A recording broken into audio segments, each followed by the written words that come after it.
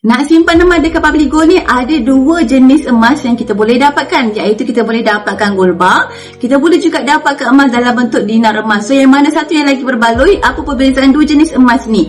Tuan-puan yang belum lagi tahu, pastikan tengok video ini sampai habis. Like dan save juga untuk rujukan pada masa akan datang. Tuan-puan nak dapatkan emas yang terbaik ialah emas fizikal.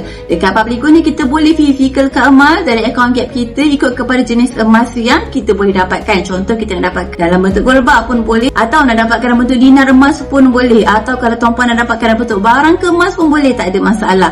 So apa perbezaan kita dapatkan dinar emas dengan gold bar emas? Tuan-puan, yang pertama ialah dari segi bentuk emas tersebut. Kalau untuk gold bar, bentuk dia berbentuk petak.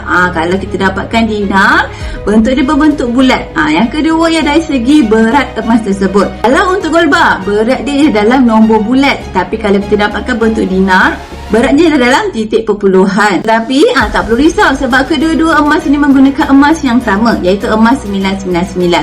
So yang satu lagi menguntungkan, sebenarnya dua-dua jenis emas ni untung sebab menggunakan ketulinan emas yang sama.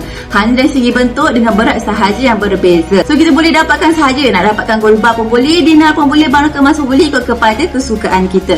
So tuan-puan yang baru nak mulakan simpan emas hari ini, belum lagi ada akaun emas, boleh terus daftar dahulu. Klik saja link dekat profile saya untuk daftar akaun emas hari ini secara percuma. Dan boleh terus mula simpan emas dengan serendah RM100 sahaja. Atau tuan-puan ada persoalan nak tanya dahulu, boleh kontak saya dekat nombor ini untuk saya bantu tuan-puan daftar akaun emas dengan lagi mudah. Akhir kata, macam biasalah, senang nak simpan emas.